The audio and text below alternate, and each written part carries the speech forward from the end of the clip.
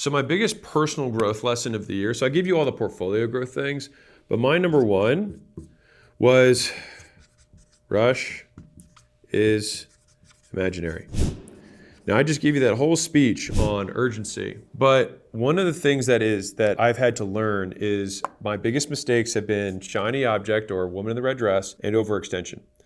And so I have these arbitrary goals that I set for myself that I never say out loud, that I think about every day, that mean nothing to no one. And then I try and force everything to happen on this arbitrary timeline that I made up. And then I'm upset when people who don't know my arbitrary timeline fall short of the speed that I wanted to happen, even though I made it up to begin with. And so Layla gave me this frame that I alluded to briefly earlier, but it's probably been, I would say, talent focus.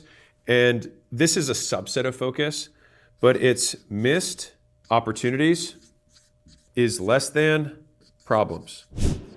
So what I mean by that is that the opportunities that you're looking for are in the problems that you need to solve. And me understanding this, I've repeated it because it's really been singed into my brain. There are, for example, if you're starting to get low reviews, these are things that threaten the livelihood of the business. That is a problem.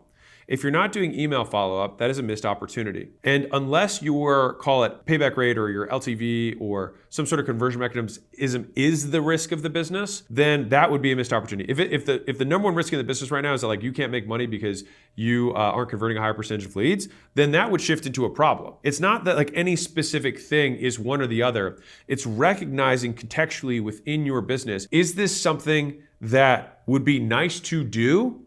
Or is this something that we must do in order for us to achieve our ultimate goal? We feel like this missed opportunity right here, we're like, man, there's so much money on the table. But the real money on the table sits in the problems that you know you should be solving but aren't.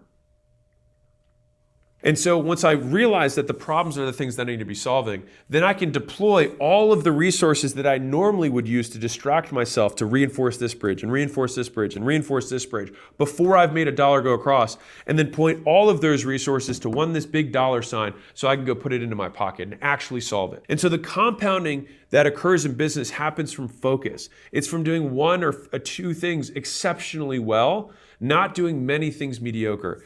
And missed opportunities are the gateway drug to mediocrity. And if this is resonating with you right now, then do more of this.